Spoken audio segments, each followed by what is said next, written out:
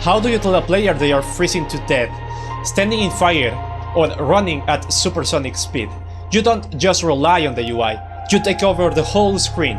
So today we are talking about Fullscreen VFX.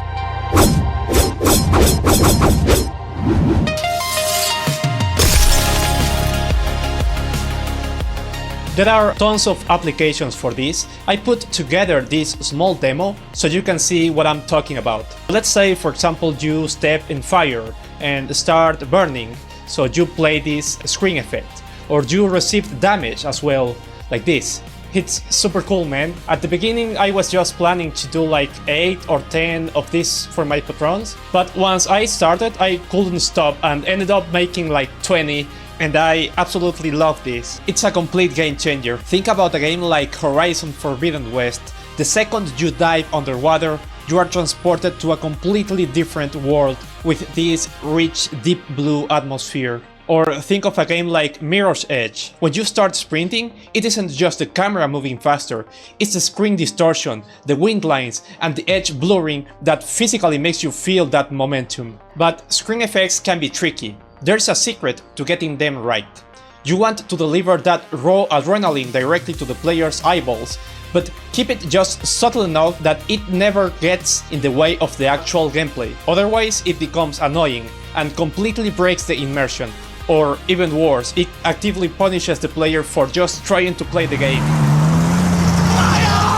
It's a careful balancing act. That's why we need to be extremely intentional and careful when building out our screen effect. For this tutorial, I wanted to teach you something right in the sweet spot. Not too basic, but not too overly complicated. So today we are building this poison effect. Toxin screen down. It's highly versatile, and once you understand this workflow, you can easily modify it into dozens of other variations. Let's get into it.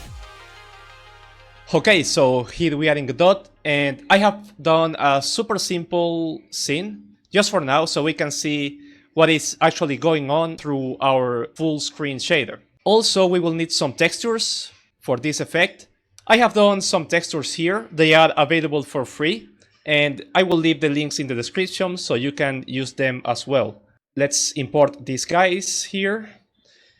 And basically, there are two ways to create a screen shader. One way will be to create it through the 2D scene. Like we can go ahead and create a rectangle that covers all the screen and put a shader here and use that as a full screen shader. It will be basically as a UI element, but doing some shader stuff to see the screen effect. But the other way is to create a plane, a 3D mesh, quad mesh, a simple plane, and put this plane just in front of the camera, so we can use this as some kind of mask and see all that through the mask, right? In this case, I will use this method because I have some advantages by using this.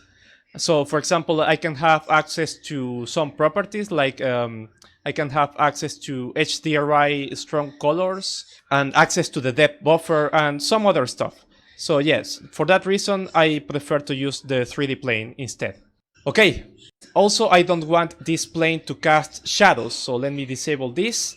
And now I can create a new material, a shaded material. Let's create a new shader, and this will be a visual shader and a spatial shader because this is a 3D, so spatial visual shader. And let's name this shader full screen basic. Let's double click to open our shader.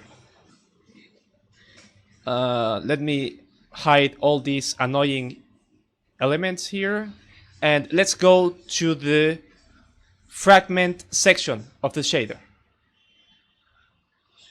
So here we can edit all the properties of our shader pixels. But before that, let's actually set this to unshaded so the plane is not casting and receiving any shadows at all. And also I will set the depth test disabled This way Godot knows this will be like the last thing that will be rendered on the camera, just to make sure that this will be always on the top of the screen. Cool. So now let's start creating our shader. First thing we need is a texture. So let's right click and look for a texture 2D parameter. And this will be my base texture. And set it to color. And this will be repetitive. In order to use this texture, we will need to sample it. So once again, texture 2D. And there we go. So now with this, if we go to the material, now we should be able to add the base texture in the material. So let's add a texture, maybe this one. Okay, so the texture will always, like by default, it will wrap across all the 3D mesh. And this can be a problem, like if I get my camera closer and I change the resolution and everything, the texture is stretched and some parts of the textures are hidden. So it's very problematic. And for that reason, there's a special node just for that, which is the screen UVs. So these are the coordinates of the camera, of the 3D screen element, basically. And if we connect this into the texture, so now by driving our shader with the screen UV, you can see how the texture perfectly locks to the camera's perspective instead of wrapping around the 3D object's geometry. And also, if you click this little eye icon, you should be able to preview the texture here. And as you can see, it's mapped into the screen space. So we'll detach this for the moment and reintroduce it later in our final blending stage, just so we can see what is actually going on in our visual shader graph. Cool. Now I want to go ahead and create a UV polar coordinate. And now if I connect this, look what happened. Boom. Now the texture is wrapped into a circle-like vortex, and we can control the zoom and the repetitiveness of this. You can manually type any value here, or you can create a parameter to control this in the material. I will do that. Let's go ahead and I will create a float parameter. This will be my zoom strength. It will have a default value of 1. And let's duplicate this, Control D. And this will be the repeat circle.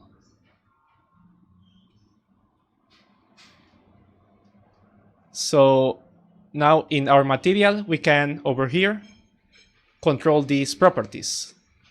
Very handy, very useful. We can like zoom in or... Let's do one thing. Let's forget about the colors for now. For now, I will only use black and white stuff, and then I will add some colors. So for now, let me only grab, because this is a black and white texture, I don't need to use all these colors. Just, I will plug it into the alpha so we can see what is going on behind this. I would like this to have some movement as well. So let's add a UV panning node. And with this, we should be able to move these coordinates using this offset value. We can manually type anything here, but I prefer to always create a parameter, a vector2 parameter in this case. This will be the offset. So now here we have the offset, and as you can see, I can like move this manually using this offset parameter, but I would like this to happen automatically over the time. So let's add a time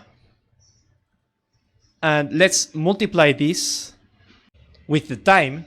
So yes, if we multiply offset speed by the time, we get movement, we get automatic motion. Okay, let's see. Let's try with a speed offset of -1 and 0.3. Cool, let's continue with the shader. Wait, where's my texture? Oh no, it's just it's a stupid Godot auto refreshing thing. Let me go ahead over here and check this. Okay, now it's fixed. Anyways, I don't want this part. Let me pause this for a moment. I don't want this part of the screen to display something, because this will be blocking all my vision and that can be very annoying. So maybe I can use another texture to erase parts of this texture, like to erase the center of the texture. In order to do that, I will use another texture. Maybe I can Control D to duplicate this one.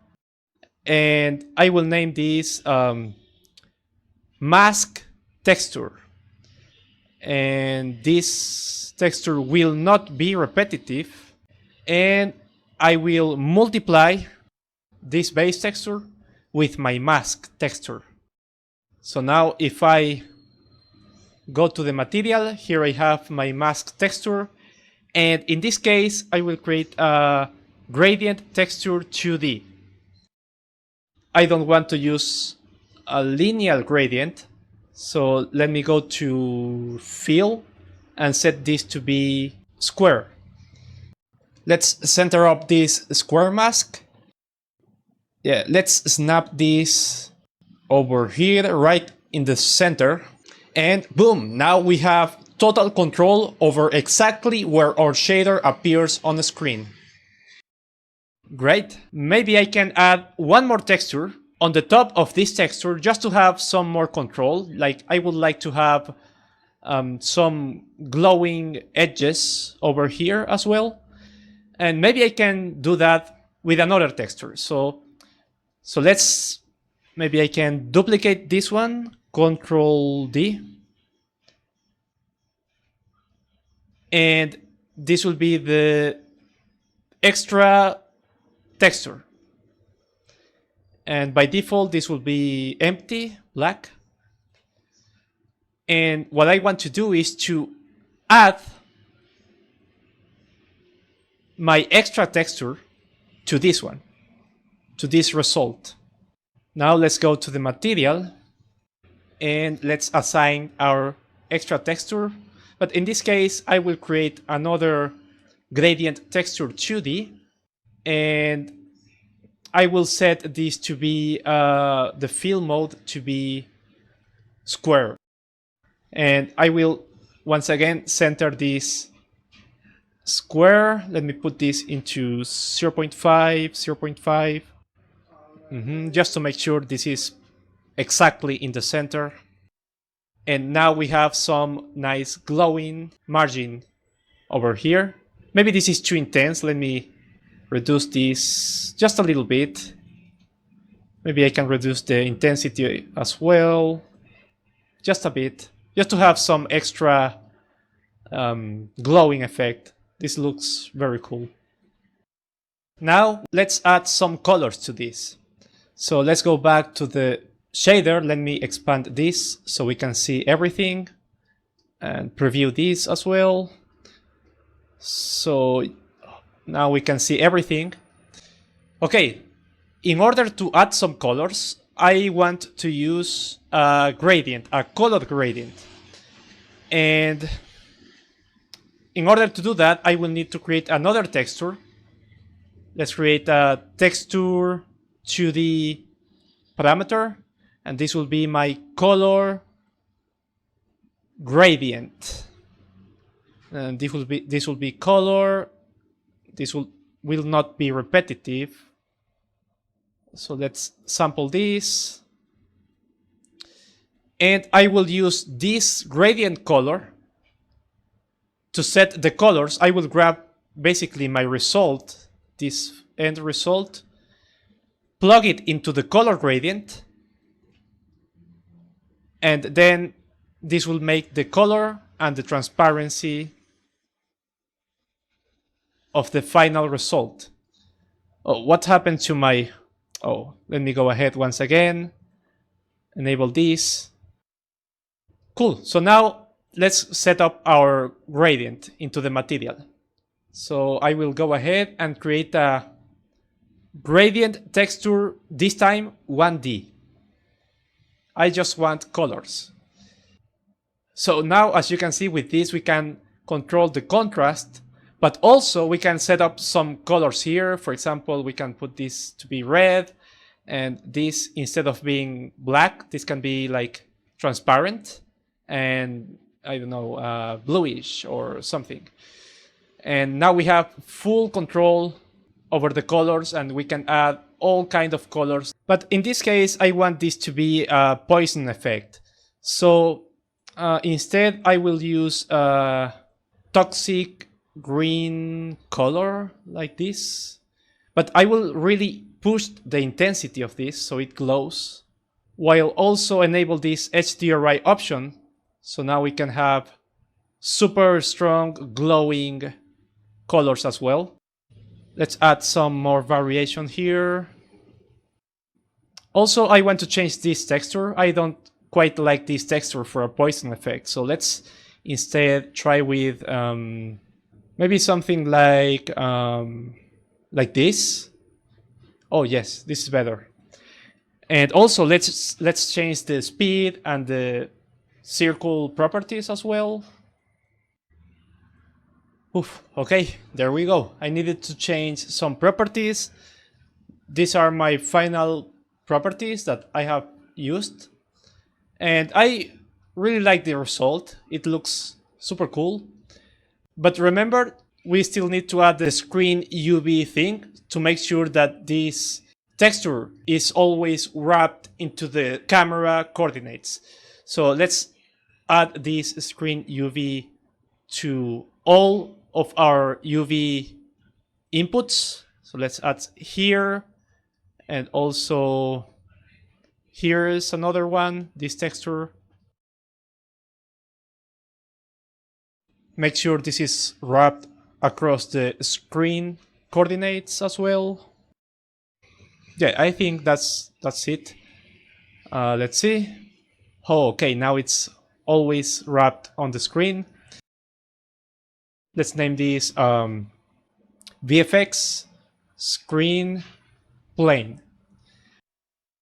Let's make sure that this will always be attached to the camera. Like if we have a camera, 3D camera, let's put this screen plane as a child of the camera, just to make sure that it will always follow the camera.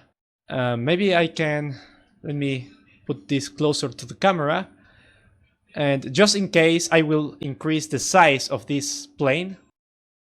And there you go. As you can see now, if I move my camera, the full screen shader will be always attached to that camera. And we can animate this if we want. Like, you can go ahead and play with this mask. Like if you want to hide this, you can play with the mask. You can animate this using the animator player. There's a lot of stuff you can do with this. And when you are not using this, I recommend you to hide it entirely and hide the entire plane, just to make sure that the graphics card is not calculating the shader. Especially if you have a lot of full screen shaders with post-processing and all that stuff overlapping, that is very expensive. So please make sure you hide the screen shaders when you are not using them. And there you have it, a highly versatile screen effect. Just by tweaking a few values, you can turn this poison into a corrupted void, or a healing aura, or whatever you want. So that's essentially it, guys. If you want to support me and grab this complete pack of full screen effects, I have put the full Godot project up on my online store. The link is down in the description. A huge thank you to all of my patrons for making these videos possible, especially a Cackling Hyena, Berili, Eldar Hassan Basic, Frank Blair, Alexander Jix, Philip Kakovki, Johnny Colagrange, Joshua Voigt, Tony Alfredson. Thanks for watching. I'll catch you in the next one.